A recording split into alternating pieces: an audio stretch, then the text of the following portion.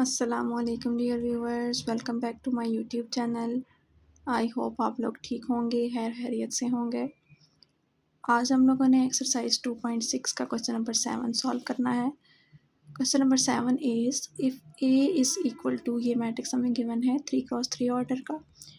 Find करना है हमने A inverse and hence solve the system of equations, और इस सिस्टम ऑफ इक्वेशंस को भी आपने सॉल्व करना है।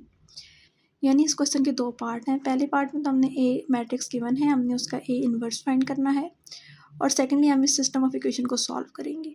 अब आपने ये देखना है कि इन दोनों मैट्रिसेस का, इस मैट्रिक्स का इस इक्वेशन के साथ कोई लिंक है या नहीं, सिस्टम ऑफ इक्वेशंस के साथ। तो यहाँ पे आप देख सकते हैं कि यहाँ पे हमारे पास अगर हम इसका मैट्रिक्स बनाएंगे तो वो क्या बनेगा 3 4 7, जो कि यहाँ कॉलम में लिखे हुए हैं। और इसी तरह से 2 -1 3 जो कि सेकंड कॉलम बन रहा है, और 1 2 -3 जो कि थर्ड कॉलम बन रहा है। तो कहने का ये मतलब है कि इससे जब हम ए मैट्रिक्स बनाएंगे तो उसका ट्रांसपोज लेने से हमारे पास ये मैट्रिक्स आएगा, या फिर इसको अगर हम सिस्टम ऑफ इक्वेशन के साथ लिंक करना चाहते हैं तो हमें इसका ट्रांसपोज लेना पड़ेगा, तब जाके हमारा यहाँ से ए मैट्रिक्स बनेगा, जो हम इस सिस्टम ऑफ इक्वेशन को सॉल्व करने के लिए बनाते थे। एक ए मैट्रिक्स होता था, एक एक्स मैट्रिक्स और एक B matrix, matrix inversion method से सॉल्व करने के लिए। तो वो जो ए मैट्रिक्स होता था वो बेसिकली उसी का ट्रांसपोज यहाँ पे गिवन है। तो जब हम इसको सॉल्व करेंगे तो यहाँ से हमारे पास जब ए इन्वर्स आ जाएगा, तो उस ए इन्वर्स का अगर हम ट्रांसपोज लेंगे तो हमारे पास वो बेसिकली इस इक्वेशन के मैट्रिक्स का, मैट्रिक्स ए का इन्वर्स आ जाएगा, और सिंपली हमने उसको फिर बी के साथ मल्टीप्लाई कर देना है। तो एक ट्रांसपोज वाली बात आपने याद रखनी है कि हमने इस मैट्रिक्स को सिस्टम ऑफ इक्वेशन के साथ लिंक करना है, और देखना है कि इन दोनों के दरमियान क्या लिंक है, ट्रांसपोज वाला लिंक है। अगर हम ट्रांसपोज लेंगे ए इन्वर्स का तो वो बेसिकली इसके ए मैट्रिक्स का इन्वर्स आ जाएगा। तो ऐसा नहीं करना आपने कि इसका इन्वर्स अलग से फाइंड कर लें, फिर इसके सिस्टम ऑफ इक्वेशन से आप मैट्रिसेस बनाएं और फिर अगेन सारा प्रोसीजर करें, बल्कि आपने जो है वो यहाँ से ट्रिक यूज़ करनी है जो कि हमें गिवन है कि इस मैट्रिक्स को इस सिस्टम ऑफ इक्वेशन के साथ लिंक करना है बेसिकली। तो चलिए स्टार्ट करते हैं। सबसे पहले आपको जो ए मैट्रिक्स गिवन है उसका हमने इन्वर्स फाइंड करना है। तो ए मैट्रिक्स का इन्वर्स फाइंड करने के लिए हमें क्या करना पड़ेगा, यहाँ पे लिख लेते हैं to find A inverse consider.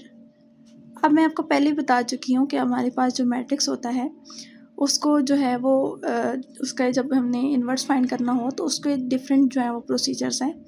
एक तो वो सिंपल वही वाला है कि adjoint of A divided by determinant of A, जो काफ़ी लंबा प्रोसीजर है।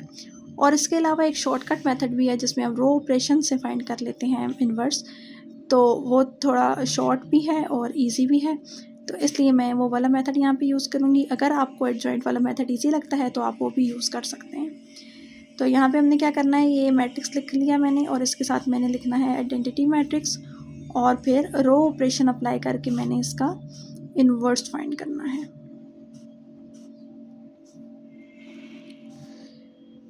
तो चलिए स्टार्ट करते हैं। फर्स्ट हमारे पास क्या है, यहाँ पे लीडिंग एंट्री 3 है जिसको 1 होना चाहिए था। इसके लिए हमें रो 1 को 3 से डिवाइड करना पड़ेगा।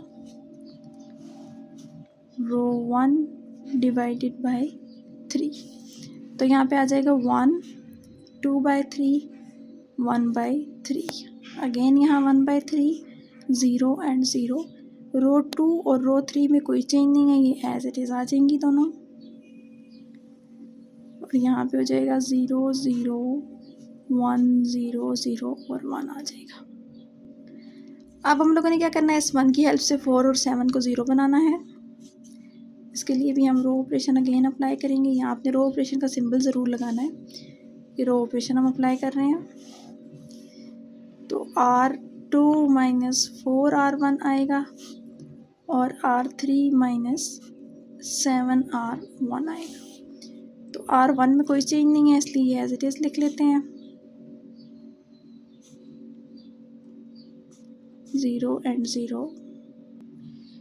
यहाँ पे हम 4 - 4 करेंगे तो 0 आ जाएगा। -1 - 8/3 करेंगे तो आ जाएगा -11/3, एंड 2 - 4/3 करेंगे तो 2/3 आ जाएगा। सेम यहाँ पे भी करेंगे, 0 - 4/3 तो 4 - 4/3 आ जाएगा। अगेन ये 1 ही रहेगा और ये 0 ही रहेगा। सिमिलरली रो 3 पे रो ऑपरेशन अप्लाई करेंगे, R3 - 7 R1। तो फर्स्ट हमारे पास है 7 - 7 करेंगे 0 आ जाएगा। नेक्स्ट हमारे पास क्या बनेगा 3 - 14/3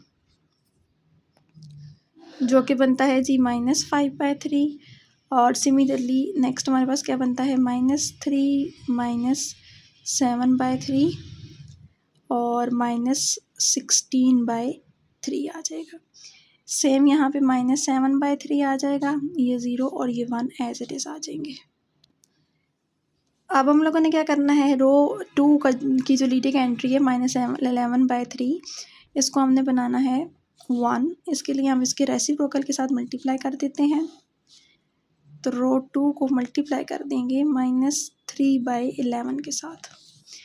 रो 1 और रो 2 में कोई चेंज नहीं है, इसलिए मैं ये दोनों एज इट इज़ लिख लेती हूँ पहले। यहाँ पे भी 1/3 आ जाएगा, 0 0 0 -5/3 -16/3 -7/3 0 और 1 एज इट इज़ आ जाएगा।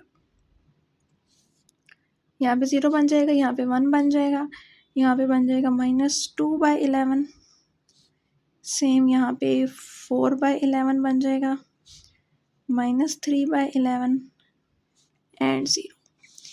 इसके बाद हम लोगों ने क्या करना है कि इस 1 की हेल्प से इन दोनों एंट्रीज़ को 0 बनाना है।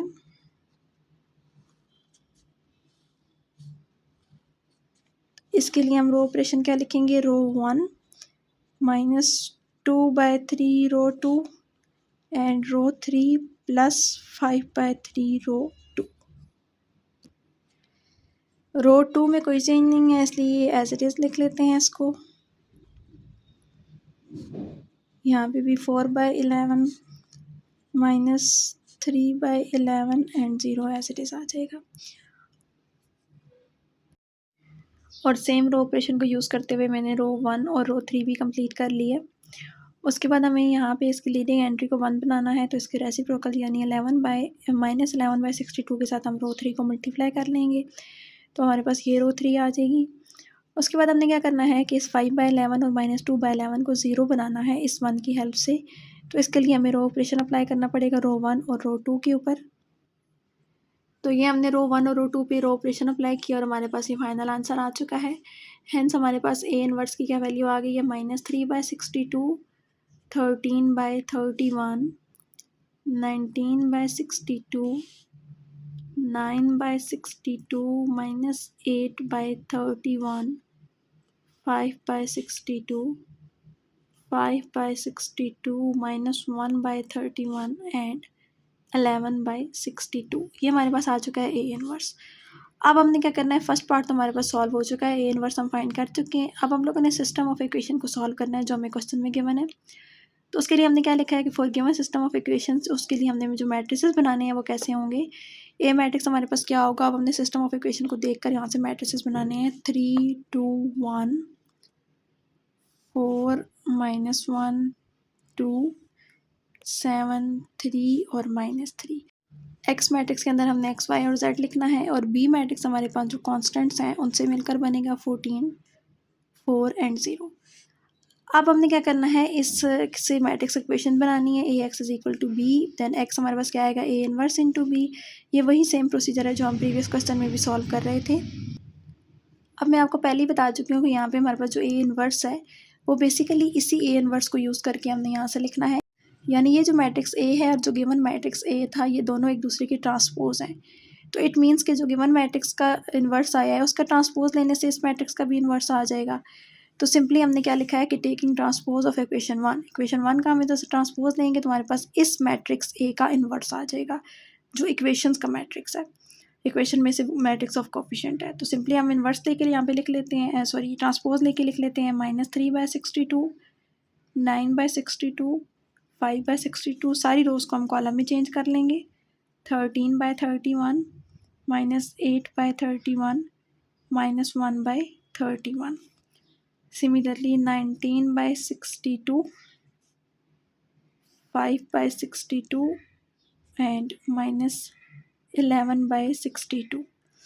तो ये हमारे पास जो है वो ए इनवर्स आ चुका है। अब हमने इस इक्वेशन 2 में वैल्यूज़ पुट करनी है। तो ये हमने यहाँ पे ए इनवर्स की वैल्यू पुट कर ली है, यहाँ बी की वैल्यू पुट कर ली है। अब हम इन दोनों को मल्टीप्लाई करेंगे और ये मल्टीप्लिकेशन के बाद हम लोगों ने सिंप्लीफाई कर लिया, तो हमारे पास एक्स वाई और जेड की वैल्यू आ गई है।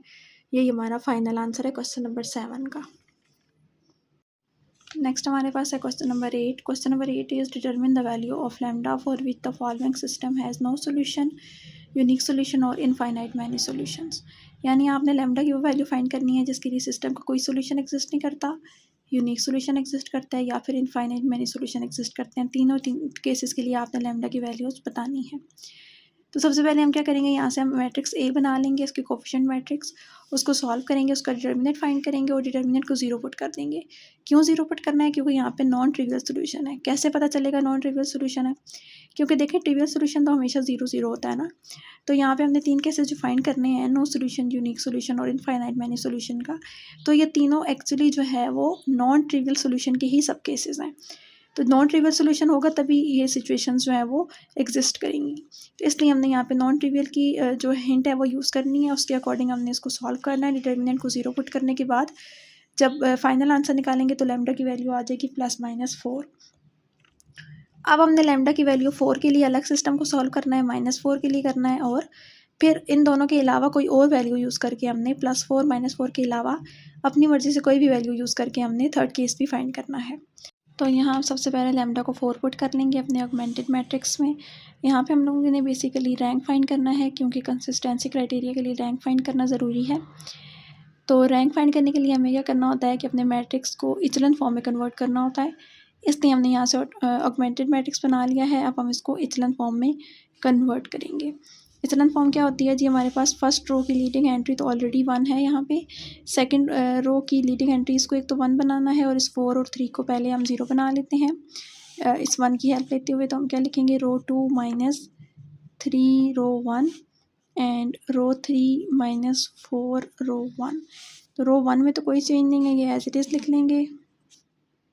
तो ये मैंने इस पे रो ऑपरेशन लगाए हैं और इसको मैंने जो है वो किस में कन्वर्ट कर लिया है, एचलन फॉर्म में। एचलन फॉर्म के बाद हम लोगों ने क्या लिखना होता है कि रैंक ऑफ ए जो है वो रैंक ऑफ ए बी की इक्वल है। रैंक क्या होता है इसमें? नंबर ऑफ नॉन ज़ीरो रोज़। तो ए मैट्रिक्स अगर आप कंसीडर करेंगे तो यहाँ तक कंसीडर करेंगे, तो इसका भी देख सकते हैं आपके नॉन ज़ीरो रोज़ कितनी है, 2 है। ये भी 2 आ गई। उसके बाद अगर ए बी को कंसीडर करें तो इसमें भी नंबर ऑफ नॉन ज़ीरो रोज़ यानी ऑगमेंटेड मैट्रिक्स में भी 2 हैं। तो ये दोनों आपस में इक्वल हैं। और इसी तरह से हमारे पास नंबर ऑफ़ अननोन्स कितने थे, यहाँ पे एक्स वाई और जेड 3 है, तो ये लेस आ गई। नंबर ऑफ़ अननोन्स 3 है और ये 2 आ रहा है, 2 is less than 3। It means हमारे पास क्या होगा, सिस्टम ऑफ इनफाइनाइट, जो सिस्टम ऑफ इक्वेशन है उसका इनफाइनाइट सोल्यूशन एग्जिस्ट करेगा, इनफाइनाइट मैनी सोल्यूशंस। तो हैंस आपने यहाँ पे क्या लिखना है, for lambda is equal to 4 system of equations has infinite many solutions।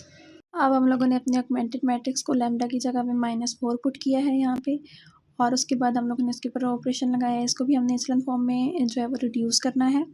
यहाँ पे -7 है तो इसको इचलन फॉर्म में करने के लिए यहाँ पे लीडिंग एंट्री 1 होनी चाहिए, तो हम -7 से डिवाइड कर देंगे रो 2 को। इसके बाद हम लोगों ने क्या करना है, इस -7 को 0 बनाना है और इस 14 को 1 बनाना है। पहले हम -7 को इस 1 की हेल्प से 0 बना लेते हैं। उसके बाद आप लोग देख सकते हैं कि रैंक ऑफ ए और rank of augmented matrix equal नहीं आ रहे हैं, क्योंकि ए मैट्रिक्स आपने यहाँ तक कंसीडर करना है और इसमें नंबर ऑफ नॉन ज़ीरो रोज 2 है, यानी इसका रैंक 2 आ रहा है। जबकि ऑगमेंटेड मैट्रिक्स को अगर आप देखें तो इसमें हमारे पास रैंक 3 आ रहा है। तो 2 जो है वो 3 के इक्वल नहीं है। तो जब इक्वल नहीं होते तो तब हमारे पास जो सिस्टम ऑफ इक्वेशन होता है उसका नो सोल्यूशन एग्जिस्ट करता है, यानी कोई सोल्यूशन एग्जिस्ट नहीं करता।